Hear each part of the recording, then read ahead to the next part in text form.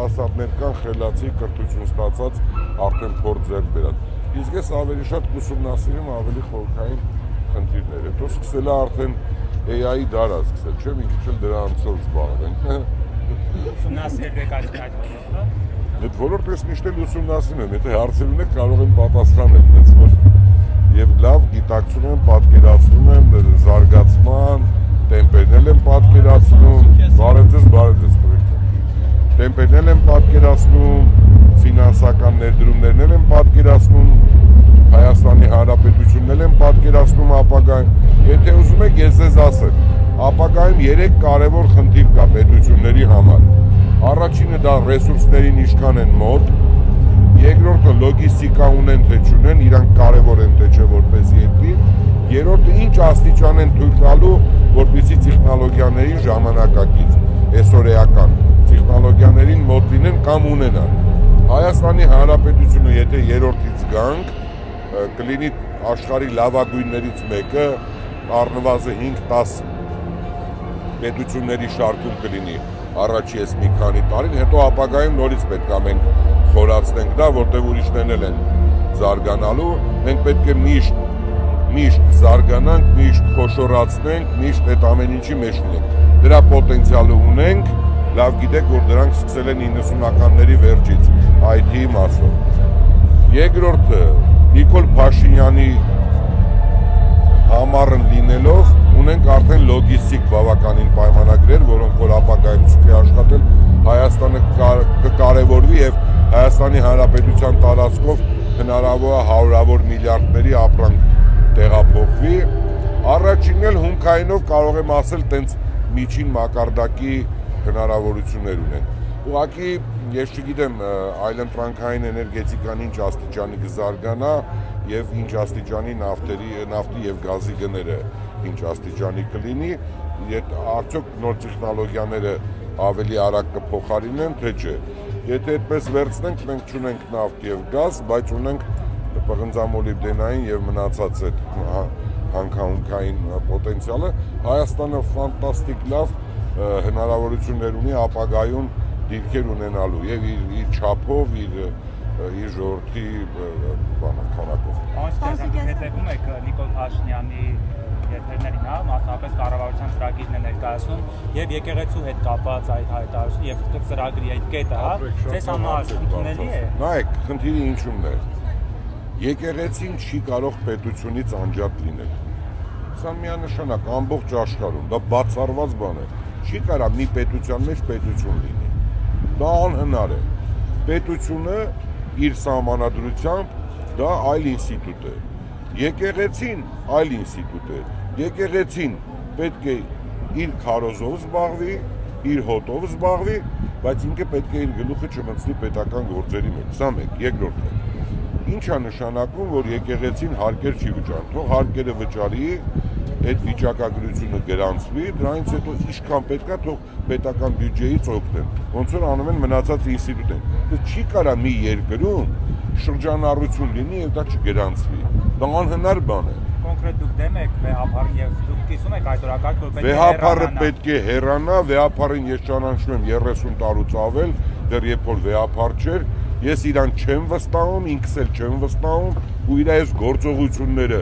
ես շատ վատ եմ նայում իր գործողություններին, իր պահվածքին ու իր մտածելակերպին,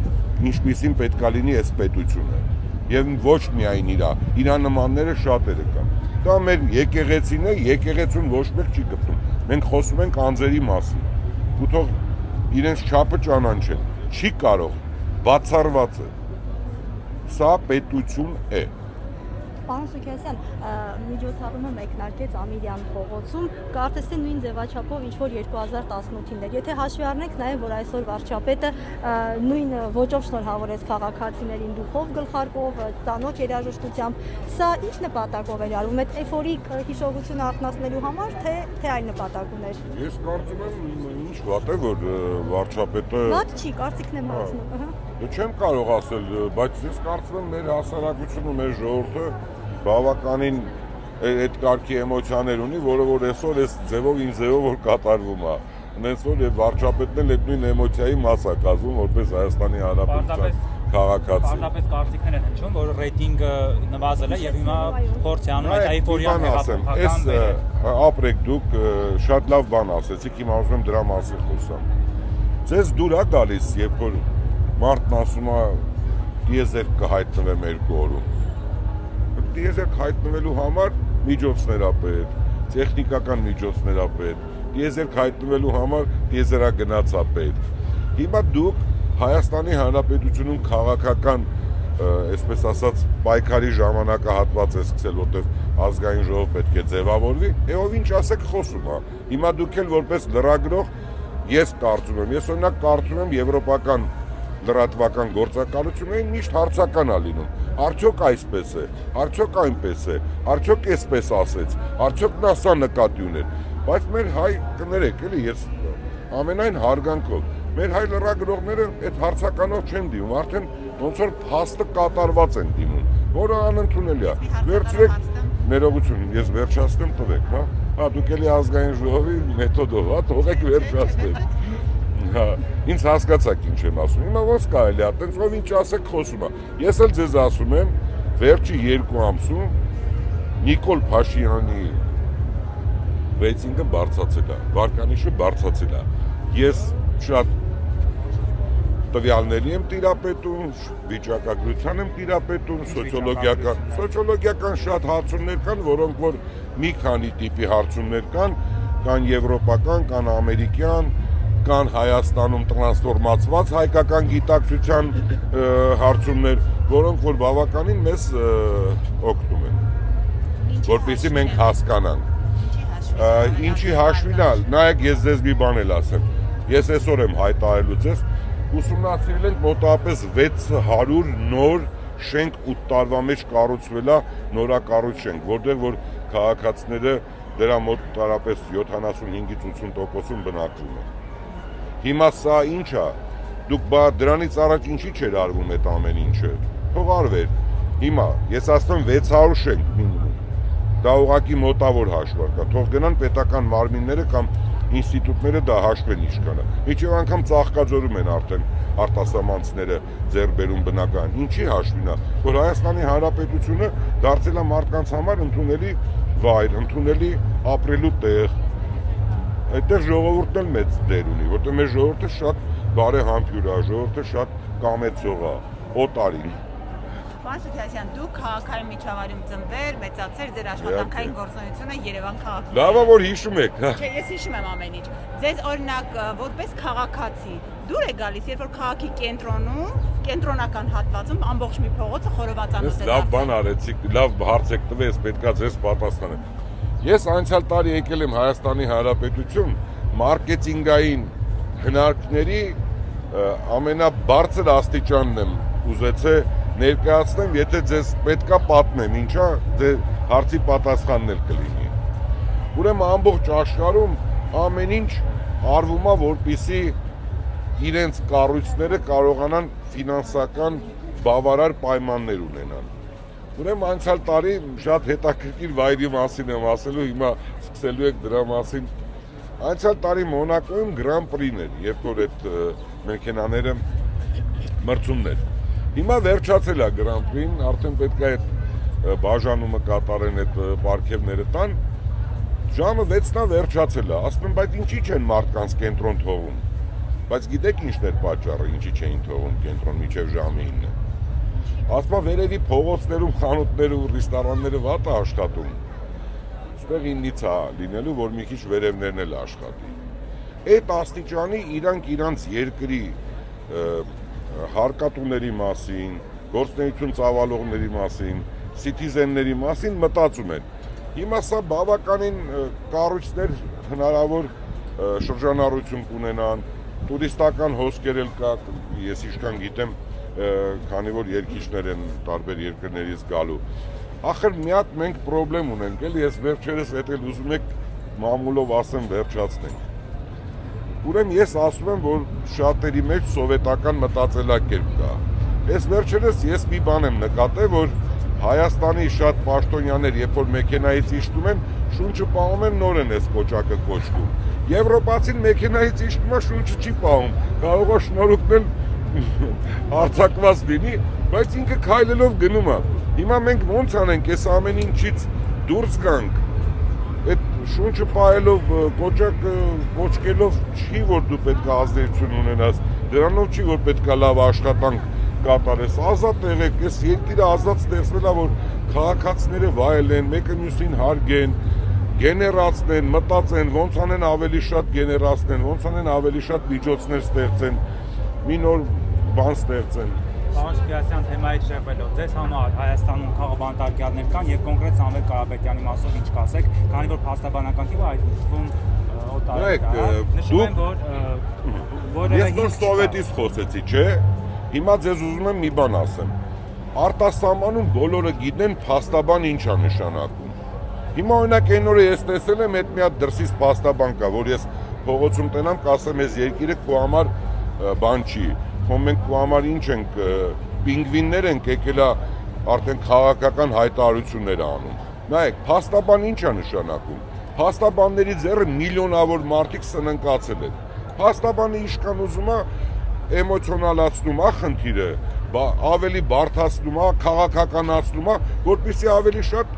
գումար վճարեն իր փաստաբանական ծառայությունների համար։ Հիմա մենք սովետի ժողովուրդ լինելով չենք հասկացել, որ կապիտալիստական աշխարհը արդեն մի քանի 100 տարի այդ փաստաբանների ձեռը կրակն է ընկած։ Մենք գոնե մի քիչ հիմիկվանից իրանց փորձից ելնելով հասկանանք փաստաբանները ինչ են ուզում, այլ միջազգայինները, որոնք որ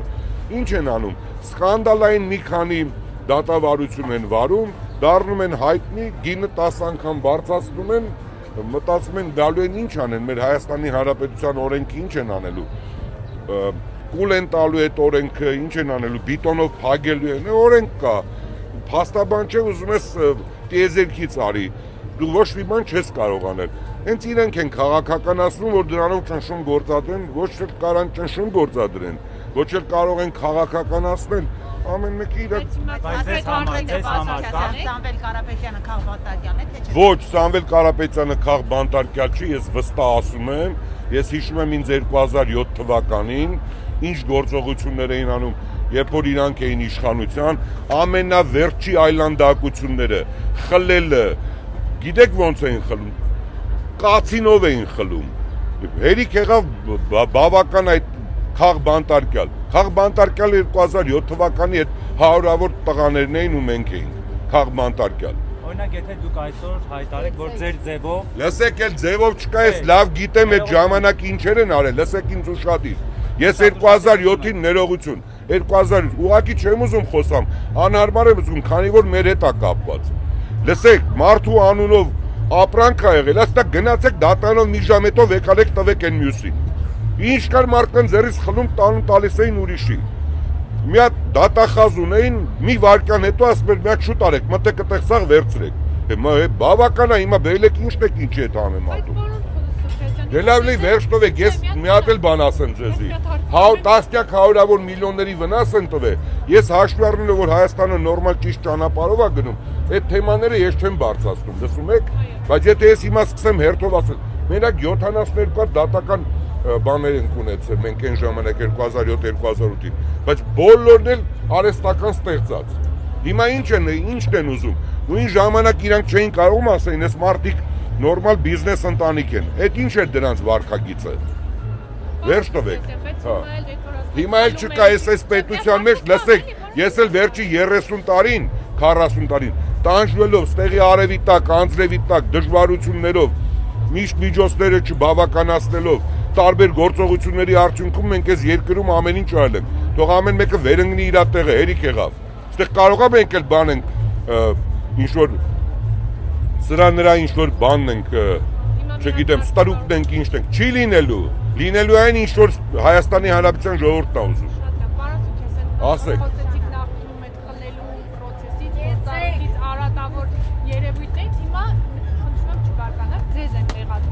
Որ դուք մարդկանց ապրուստից կտրում եք, օրինակ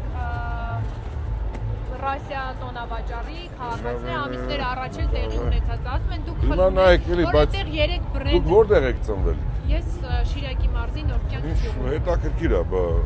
Ֆրանսերեն խոսացեք ինձ հետ։ Ինչի։ Բա ինչ եք ասում, ասում խլում եք։ Լսեք, օրինակ դուք իրավունք ունեք հիմա լրագրող աշխատեք։ Մարդը, որը որ մարդուն ասել են եկեք ավելի պայմանները լավացնենք, որտեղ այսօր ժամանակակից առևտրի կենտրոնները ուրիշ տրամաբանության տակ են աշխատում։ Մարդուն ասել են եկեք X ժամանակ դուք մի աշխատեք, հետո ձեզ կտեղափոխենք, դուք ասում եք խլել են։ Հիմա օրինակ, լսեք, ես ասում եմ ձեզին տասնյակ միլիոնա, այտենց հիմա բանի Ջոն Քոլոբոնի տեսակետը ինչի չեք հայտնում։ Աշխատող մարդիկ ասում են 3 բրենդ ներկայացված լինելու, իրենք չեն կարող մրցակցել։ Չէ, 3-ով չի, ասվածա տարբեր տեղեր առաջարկել են, ոնց որ միջազգային նորմն է, իրանց ասում են, եթե այս ինչ վայրը չի, այլ վայրերում ձեզ նույնատիպ, որտեղ որ շրջանառություն կա նույն տիպի ապրանքների, ձեզ առաջարկ են գալի։ Ես հետո եկել եմ, ես Հայաստանում չեմ եղել, հետո ճշտել եմ տնօրեններից։ Իհարկե մեր ընտանիքի կողմից ասվել է, որ պետքա ոչ մի մարդ չնեղանա, մարդկանց նեղություն պետքա չտալ։ Խոշոր մանր բիզնեսի ներկայացուցիչները օրինակ ասում են ամեն ինչ գնում է դեպի խոշորացում։ Կենտրոնացվում են միտեղ, մի քանի մարդ են այսպես շահույթ ստանում, իսկ իրենք Չէ, նայեք ոնց է, հաշվի առնելով, չէ, ես ինչքան գիտեմ, Հայաստանում դուք ինքներդ լավ գիտեք, որ շատ երկրներից գալիս են, բոլորը բրենդեր են ման գալիս։ Իհարկե ցանկալի կլինի, որ հայկական բրենդները բավականին զարգանան, բայց դեռ մեր հասարակության գիտակցության մեջ հայկական բրենդերի զարգացման ինստիտուցիոնալ գործիքներին չեն տիրապետում, որ այնպես անեն, որ հայկական բրենդները զարգանան, ու ես ձեզ վստահեցնում եմ, որ հայկական շատ ապրանքներ ավելի բարձր որակ ունեն ու ավելի ճաշակով են, քան շատ բրենդեր։ Բայց քանի որ բրենդերը կարողանում են ճիշտ ձևով ներկայանան, այլ երկրներում էլ կան, Հայաստանի Հանրապետության քաղաքացիները գնում են այլ երկրներ, այդ բրենդները տարբեր քաղաքի տարբեր հատվածներում արտասահմանում տեսնում են, գալիս են իրանց մոտ տպավորվում է, բայց հայկական բրենդերն ես շատ լավ այդ գործից տիրապետում եմ, հասկանում եմ, ամեն ինչից լավ տեղյակ եմ, ուղղակի հայկականը շատերը մերժում են։ Պարոն Շիկրասյան, մի հարց էլ էլի, խաղաղության օրակարգից համատեքստում Արցախում կատարվող է, այս պահին ասում են, որ Արցախյան հայկական հետքը, հա, եկեղեցիներ են ոչնչացնում։ Սա մասով ձեր կարծիքն է։ Շատ վատ կարծիք ունեմ, որովհետև մշակութային պատկանելությունը պետք չի, այդ մշակութային ցանկացած կոթողի հետ պետք չի այդ ձևով վարվել, բայց դա էլ պետք է մի հատ ճշտենք ինչ աստիճանի է, էլի, այդ ամեն ինչ ինչի մասին խոսում են։ Հա, եթե մայր տաճարին են վնասվել, ես կարծում եմ դա արդեն իր գնահատականն ունի, որովհետև չի կարելի մշակութային ցանկացած քարի կտոր ամբողջ աշխարհում պաշտպանվում է եւ միջև անգամ դրա համար ինստիտուտներ է ստեղծված, ՅՈՒՆԵՍԿՕ-ն է, մյուսն է։ Ես կարծում եմ պետք է միջազգային հեղինակավոր կազմակերպությունները պայքարեն, որպեսզի նման գործողություններ չլինի։ Հայաստանը չպետք է այդ գործում քայլեր ձեռնարկել։ Նայեք, իհարկե պետք է գործում, չէ, գործում քայլերը սա է։ Հայաստանի Հանրապետությունը ինչքան էլ ինչ անի, դա մի ուրիշ երկրի իրավունքների շրջանակում է, դրա համար պետք է միջազգայինով մենք միջազգային են կառույցները, որոնք որ պաշտպանում են նման կոթողները եւ դրա համար են ստեղծված եւ ավելի ինստիտուցիոնալ են, ավելի պրոֆեսիոնալ են։